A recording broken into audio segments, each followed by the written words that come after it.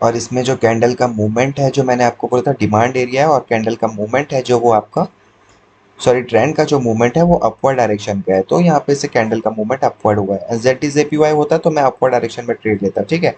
और ये भी आपकी डीप आईटीएम प्रॉफिटेबल ट्रेड होती।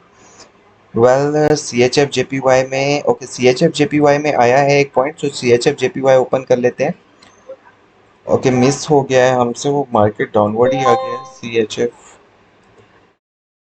Okay, C H F JPY में इफ अगर यहाँ पे कैंडल अगर दोबारा ऊपर जाती है, ठीक है, तो डाउनवर्ड, काफी डाउनवर्ड आ गई है, मिस हो गई है एंट्री, कोई बात नहीं। इफ अगर हमारे पास ये चार्ट ओपन रहता है तो हम यहाँ पे पक्का ट्रेड लेते, ठीक है।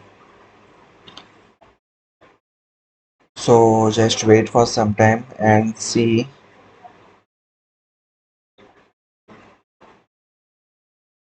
Okay, C H F JPY को अवॉइड करते हैं क्योंकि कैंडल का मूवमेंट ऑलरेडी डाउनवर्ड डायरेक्शन में आ गया है और काफी डाउन आ गई है, ठीक है।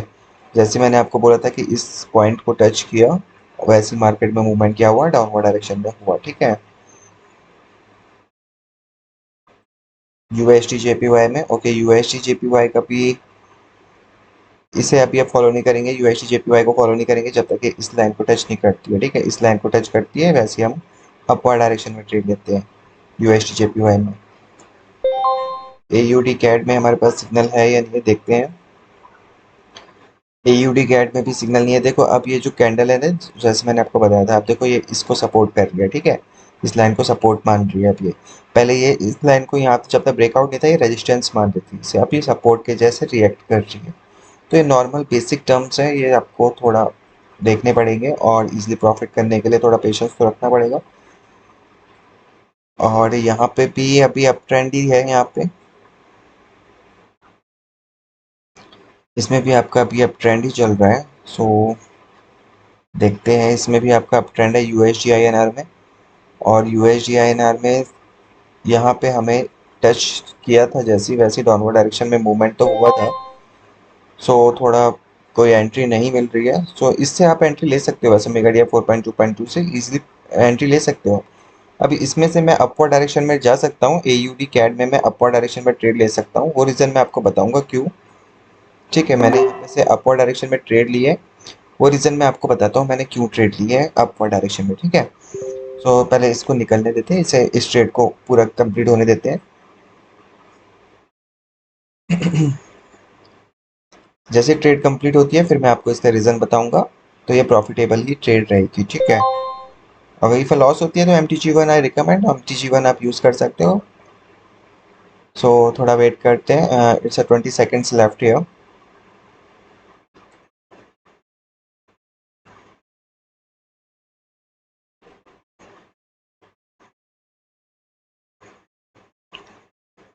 ओके, देख सकते हो आप मार्केट ऊपर ही जा रहा है, बट और ये profit he, okay, it's a profit, sorry, refund हो गई है यहाँ पे क्योंकि लेट एंट्री थी मेरी, रिफंड हो गई है।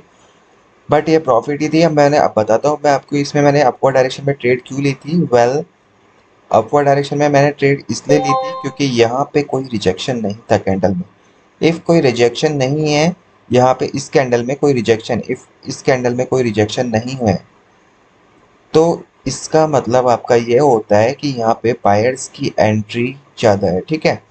बायर्स की एंट्री अगर ज़्यादा है सो दैट मीन्स, देखो कैंडल कैंडल देखो, ये देखो इस कैंडल में भी कोई रिजेक्शन नहीं था तो यहाँ पे एंट्री क्या थी, ज़्यादा थी। मार्केट का मूवमेंट कैसा हो रहा है, अपवर्ड डायरेक्शन में मूवमेंट हो रहा है, ठीक है। इस कैंडल का मूवमेंट क्या हो रहा है, मार्केट का अपवर्ड डायरेक्शन में मूवमेंट हो रहा है। सो नॉर्मल ट्रिक्स है, रिजेक्शन अगर नहीं है आपकी ग्रीन कैंडल में, अगर रिजेक्शन नहीं है तो मेनली पॉसिबिलिटी ये होती है, अगर इनमें रिजेक्शन नहीं है तो मेनली पॉसिबिलिटी ये होती है कि नेक्स्ट कैंडल जो होगी वो आपकी अपवर्ड डायरेक्शन में होगी। एंड इफ अगर रेड कैंडल में नीचे से कोई रिजेक्शन नहीं है तो मेनली पॉसिबिलिटी ये होती है कि नेक्स्ट कैंडल क्या होगी, वो डाउनवर्ड डायरेक्शन में होगी। कोई नहीं, हमारी रिफंडेबल ट्रेड हुई थी, बट मैंने आपको ये ट्रिक समझा दी है, कोई नहीं। ओवरऑल 3 सिग्नल्स दिए थे जिसमें से एक रिफंड गई है हमारी और 2 शॉर्ट गए। तो जिनके पास पेशेंस नहीं रहता ट्रेडिंग करने का, वो इन चीज़ों को फॉलो कर सकता है गाइस, ओके। अब यहाँ पे मैं एक डाउनवर्ड डायरेक्शन में ट्रेड ले सकता था, बट यहाँ पे भी अब मिस हो गई है एंट्री, क्योंकि यहाँ पे भी देखो कैंडल ने इस लाइन को टच किया था, इस लाइन को टच किया और मार्केट में मूवमेंट देखो कितना डाउन आ गया है, ठीक है। बट ये चीज़ें थोड़ा आपको फोकस करनी पड़ेगी, बेसिक नॉलेज आपको फोकस करनी पड़ेगी मेगा डी 4.2.2 में, इवन आपके जो चार्ट है उसमें भी, ठीक है। 3 बैक टू बैक मैंने श्योर शॉट आपको दिखा दिया, लाइव श्योर शॉट मैंने आपको बता दिया कि मेगा डी को आपको कैसे यूज़ करना है और कैसे आप प्रॉफिट कर सकते हो ईजिली। सो गाइज, जिसे भी मेगा डी 4.2.2 बाय करना हो या फिर रेंट के लिए लेना हो, you can just DM me and register with us. So मैं आपको आज की ट्रेड्स बता देता हूँ इसमें कि इसमें कितने कितने प्रॉफिटेबल ट्रेड्स रही है हमारे पास और कितने कितने लॉसेस रह गए, ठीक है, मेगाडिया 4.2.2 में।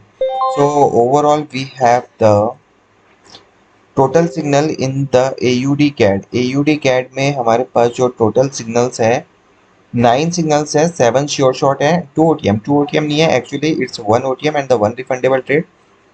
सो close my connection to know about the history of the market. So यहाँ पे ये ट्रेड देख सकते हो आप, इस ट्रेड को देख सकते हो। यहाँ पे देखो, जो ये प्रीवियस कैंडल है इसकी, उसके अपवर्ड से ही जो एरो कैंडल है उसने एंड पॉइंट जो है उसका वो अप ही है, तो it's a profitable trade. But mega D X में रेड कैंडल अगर शो होती है तो वो लॉस दिखाता है, ठीक है। It's depend on the green on the red candle only. So वो लॉस दिखाता है और रिफंड ट्रेड भी वो लॉस ही दिखाता है। So it's a profitable trade. Overall we have a 8 sure shot from 9 signals and the 1 loss we have in a AUD CAD OTC. In a USD INR, we have a 6 signals and the 5 short shot we have. And where's the OTM we have? Okay. I think there is a no. Okay, that one is a OTM. एक OTM है यहाँ पे, but ये भी refundable trade है आपकी। OTM नहीं बोल सकते इसे हम, ये भी रिफंडेबल ट्रेड है।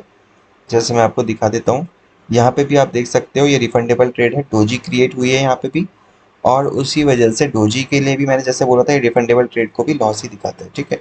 So overall we have a 6/6 sure shot in a USD INR. In a USD JPY we have a 9/10. So where is the one loss? Okay, एक लॉस हमारा यहाँ पे है, एक्चुअली ये लॉस ही है, यहाँ पे कोई डोजी वगैरह भी नहीं है, ये लॉस ही है, ठीक है। एक लॉस है हमारा यहाँ पे। So first one loss from there and we have a 9 back to back sure shot. 1 2 3 4 5 6 7 8 and 9. Okay, 9 back to back sure shot on a USD JPY OTC. In a CHF JPY we have one loss, and from 9 signals we have 8 sure shot and that one is also loss. Yeah, एक loss है इसमें हमारे पास।